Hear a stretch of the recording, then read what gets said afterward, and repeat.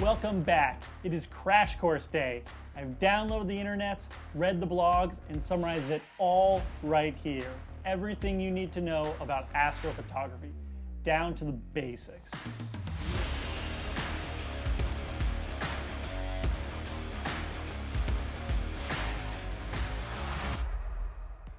Astrophotography is photographing the celestial objects and phenomenon.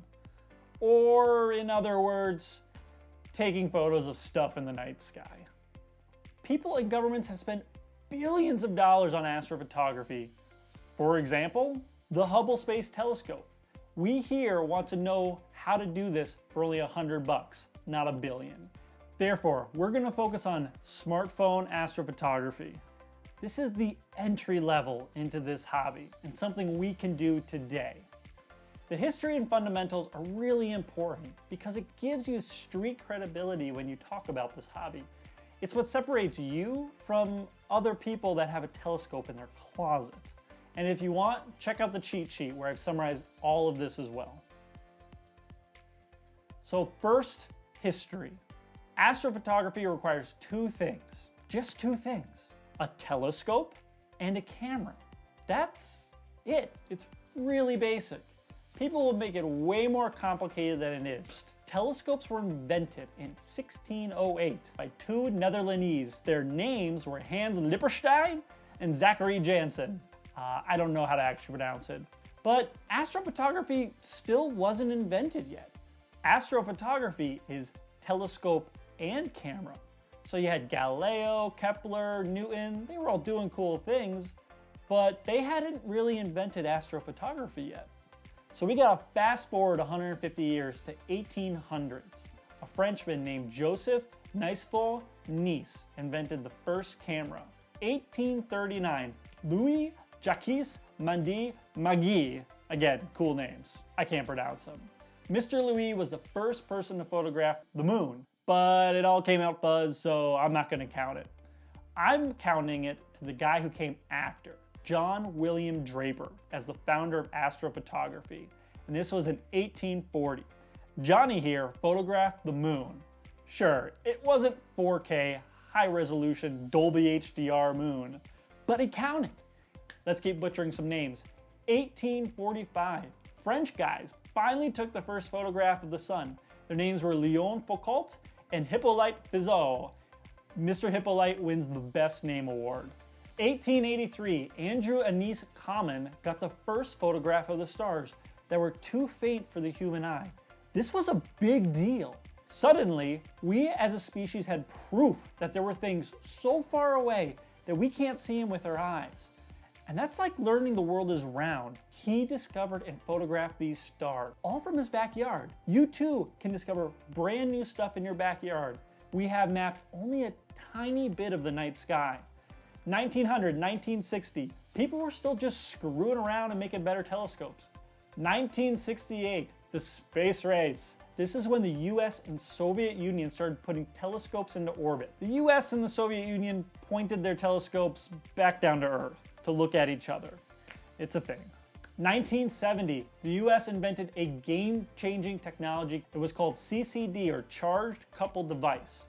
It's an electronic camera that doesn't need film, and it can capture hundreds of times more light than the normal film camera. So all of a sudden, we can see farther away now than we ever could before, and overnight film was replaced. We're almost done with history, I promise you. 1990s, two things happened here that we as entry-level astrophotographers care about. Cameras got cheaper, so people could start taking family photographs, or they could start taking photographs of the moon and the stars and galaxies far away.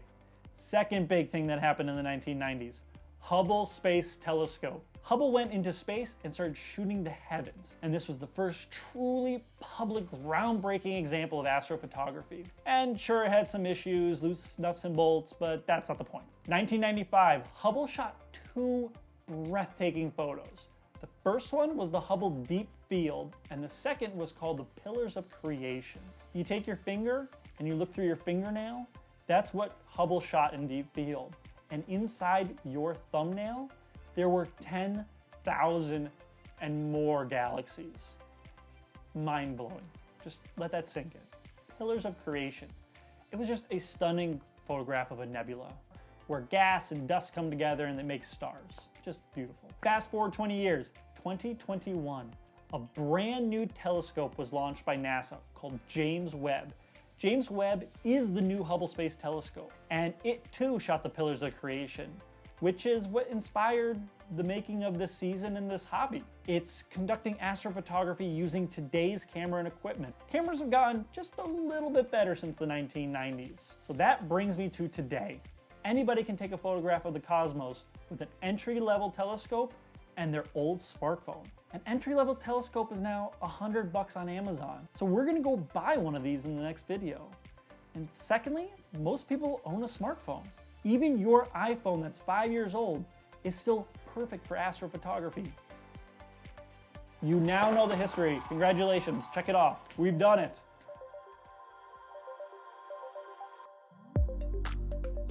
So now we gotta talk fundamentals. What is a telescope? Technically, there are thousands of types of telescopes. For 100 hobbies, you and me, we only care about 3. Refractors, reflectors, and catadropic. That's it. There are many subtypes inside of these 3 categories, but for $100, you and I don't care. First, refractor. It uses lenses like glasses to focus light. There are a whole list of them. We're just gonna scroll through them right now. Reflector. So this uses mirrors like a fun house to focus the light. And here's another list of all the type of reflectors that you could go buy. Catadropic. So this is a combo. It uses both lenses, i.e. glass, and mirrors, shiny stuff, to focus the light. And here's a whole other list of telescopes that are catadropic. Let's just keep moving. Telescopes look for photons. Here's what a photon is. A photon is a little ball of energy that flies through the galaxy at different speeds and they vibrate differently. What is optical and what is a wavelength? And optical means that you can see these photons with your eyes. There are bajillions of photons that you can't see though.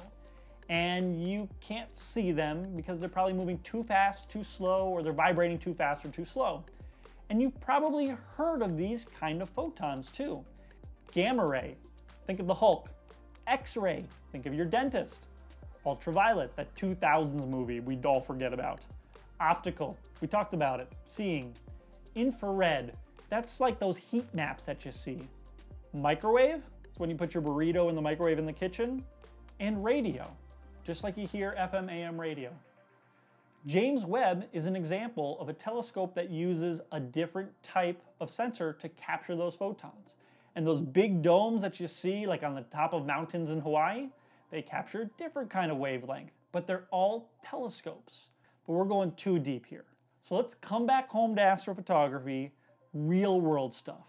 We talked about telescopes, now we gotta do cameras. What is a camera and how do I set it up for astrophotography? Your photographs will look like garbage if you just use your smartphone's default settings. Apple and Android cameras are set up to take photographs of people, buildings, and sunsets, not stars, but they easily can. We need to set up our smartphone camera into manual mode. You download a free app or like a $5 app, but you gotta understand what manual mode is. So let's cover that. Otherwise, you're not gonna be able to shoot the moon. When you download a free or cheap app, it basically unlocks your camera. So you can photograph just like a professional photographer, like at a wedding with those giant cameras. Yours isn't gonna be as good, but it's the idea. We wanna unlock our camera so that we can change 3 settings so that we can take photographs of the sky. The settings are aperture, shutter speed, and ISO. That's it. Aperture. How big the hole is on the camera. A bigger hole, it allows more light into the sensor. A smaller hole allows less light. It makes me angry how it's actually labeled on cameras. It's just very confusing. A big hole is called like a 1/4 or 1/2.8 or 1/1.4. A little hole is called 1/32, 1/16, 1/8. These numbers are not intuitively easy to understand. Check out our skill video after we get through this. We're gonna walk through the details of actually downloading the app and setting the settings, but aperture is the first one we care about. How big is that hole for light? Secondly, shutter speed. This is how long the camera records light. The more time, the more light. That's it. We want as much time as possible with our smartphones to capture as much light as possible. Lastly, ISO.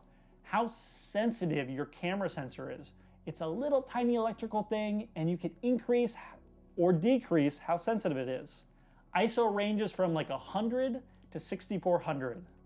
A low ISO, around 100, and that means your capture only captures a little bit of light, but it's super smooth and super crispy, and you really want, just for all photography in general, the lowest ISO possible.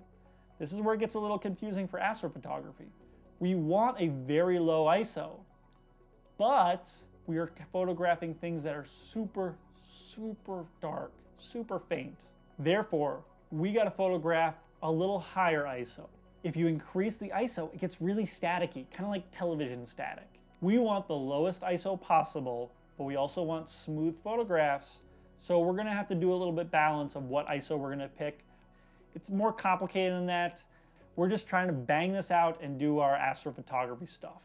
And we're gonna cover what exactly to pick out for our settings in the skill and the gear videos. You made it. You now know enough to say that you can do astrophotography. Stick around. Next video, I'll pick out the gear for under $100 so that we can go shoot the moon.